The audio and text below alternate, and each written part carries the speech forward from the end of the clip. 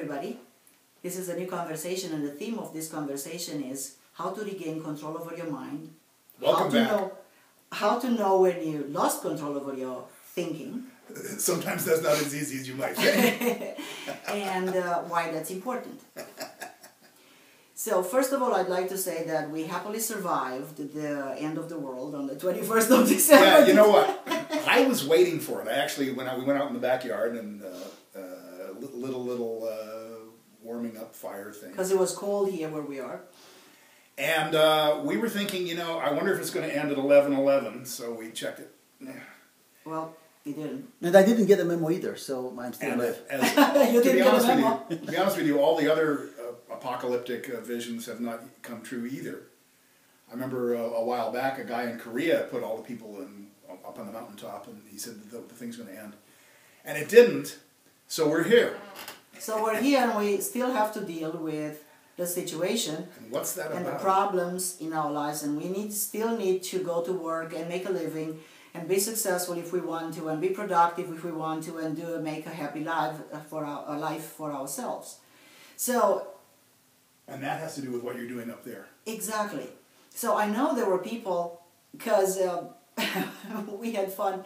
We had fun surfing the web and reading all the websites, and boy, there were a lot of websites talking about the end of the world in different form or shapes. Some people, they were expecting to get into the fifth dimension, or the shift in fifth consciousness. Dimension, that's cool. And then there were all these Mayan guys, the Mayan people. No, the Mayans never said the world's going to end. Yeah, actually not the Mayan people. No. The people that talked about the Mayan people. That's right. Said the world's going to end on December 21st. The Mayans actually never said the world's going to end. It never did. Because they said it's the end of an era, it's the beginning of another cycle, and that's all there is.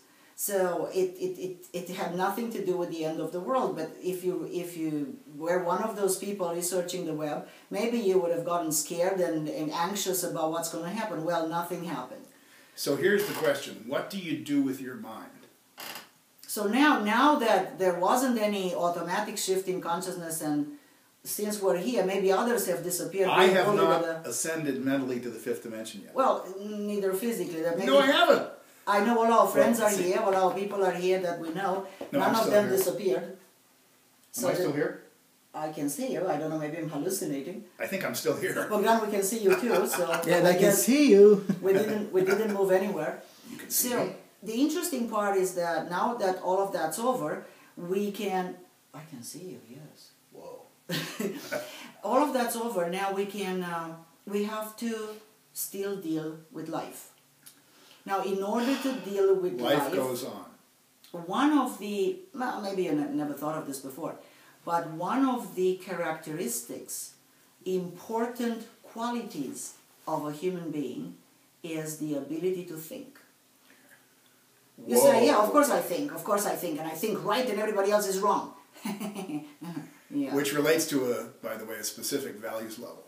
Yeah. So, let's look a little bit in history of the last century. Oh God, they say, they're not going to talk about history here.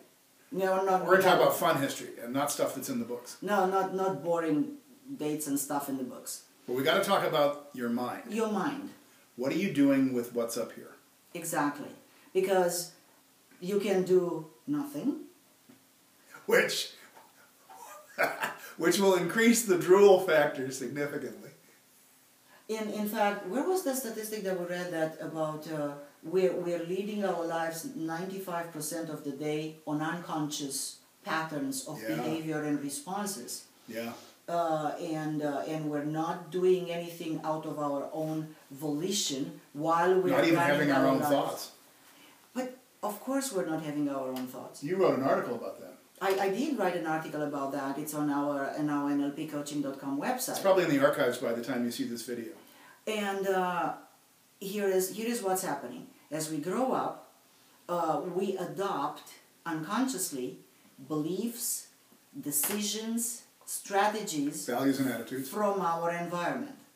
Way before we have a critical faculty, meaning before we can judge for ourselves what we like or what we dislike. And that's usually everything before age 7.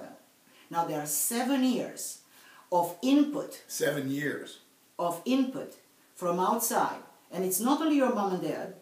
It's not only your brothers and sisters, cousins, grandparents, friends, teachers everybody at else. school, church or religion. Some of their beliefs may be correct. Television. Right, and when I say correct and right, I mean that serve you well, to give you a happy, productive, successful life. Yeah, we're not talking about right or wrong here. No, we're talking about those that serve you well, and some of those beliefs may be beliefs that don't serve you at all. Now, you grow up and you think this is how it is,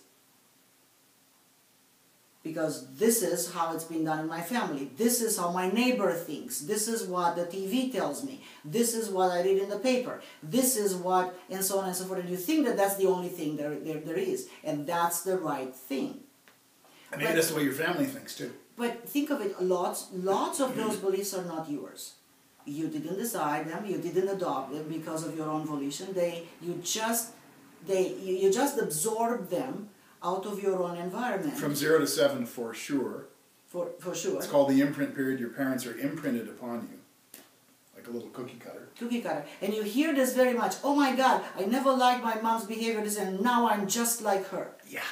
How often do you hear that? What an irony. What an irony, exactly. What an Whatever you agony of disliked irony. more in your parents, you become. You're it.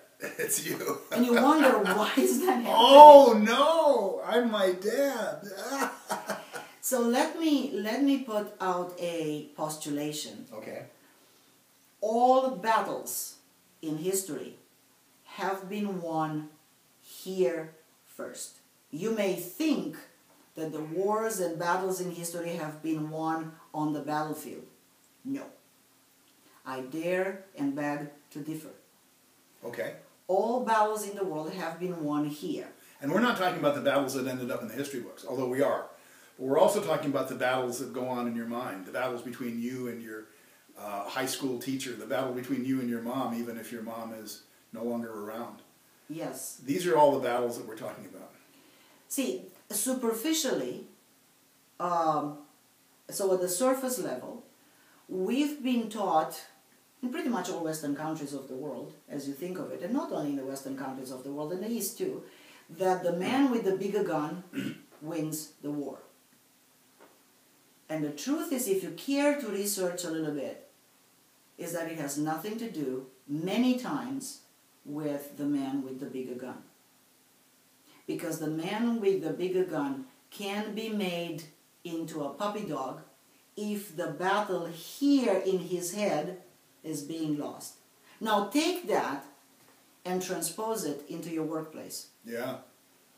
How about the relationship you have with your coworkers? How about the relationship you have with your boss? How about the your relationship promotion? with your boss's boss? Exactly. How about you not getting that promotion, not getting that position that you know fully you could get because you worked so hard and you got qualities and you could fulfill, and yet you never get it?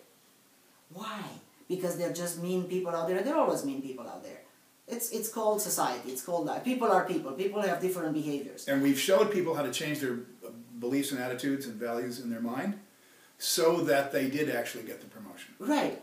Everything starts here. If you believe that you are put down, that you cannot, that you are unworthy, that you are not good enough, that you couldn't possibly dare, that you should sit there and wait and for somebody to offer something to you.